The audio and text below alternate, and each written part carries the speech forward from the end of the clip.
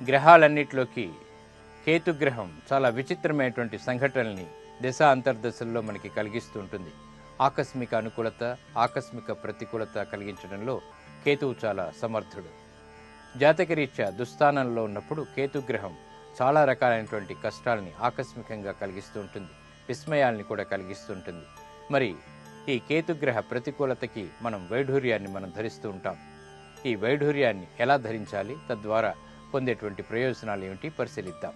కేతుగ్రస్తమైనటువంటి సూర్యగ్రహణం లేదా చంద్రగ్రహణం ఏర్పడినప్పుడు, లేదా మూలా నక్షత్రం, ఉత్తరాషాఢ నక్షత్రం, ధనిష్ట నక్షత్రంతో కూడి ఉన్నటువంటి అమావాస్య ఆదివారం నాడు గాని, మృగశిర 1-2 పాదములు లేదా ఉత్తర ఫల్గుని నక్షత్రంతో కూడి ఉన్నటువంటి సోమవారం నాడు గాని, శ్రావణ మాసంలో శుక్ల పంచమి లేదా పూర్ణిమ తిథి యందు సూర్యహోర లేదా చంద్రహోర జరుగుతున్నప్పుడు తయారై ఉన్నటువంటి ముద్రికకు వాయువ్య దిశలో వాయువ్యాభిముఖులై వైఢూర్య రత్నాన్ని ధరించాలి.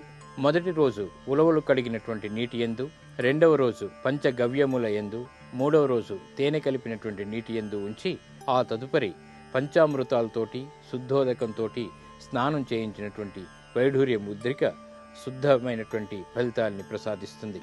కృత్తిక, రోహిణి, మృగశిర, ఉత్తర, హస్త, చిత్త, శ్రవణం, ధనిష్ట, ఉత్తరాషాఢ నక్షత్రయుక్త ఆది, సోమ, మంగళవారాల నాడు గాని, ధనుర్లగ్నం, మీనలగ్నం, కుంభలగ్నాల యందు గాని వైఢూర్యం పొదిగిన ముద్రికని కుడి చేతి ఉంగరపు వేలికి ధరించాలి. స్త్రీలు ఏ చేతి ఉంగరపు వేలికైనా కూడా పెట్టుకోవచ్చు. చూపుడు వేలికి పెట్టుకున్నటువంటి ఈ వైఢూర్యం ఆధ్యాత్మిక జ్ఞానాన్ని, వైరాగ్యాన్ని, కైవల్యాన్ని ప్రాప్తింపచేస్తుంది.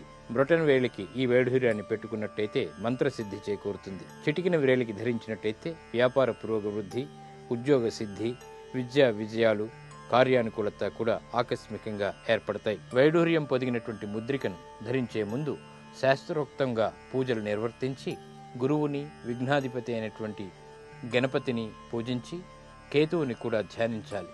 ఇలా చేయడం ద్వారా కేతువు ద్వారా ఏర్పడేటువంటి ప్రతికూలతని మనం త్వరితగతిని దూరం చేసుకోగలుగుతాం.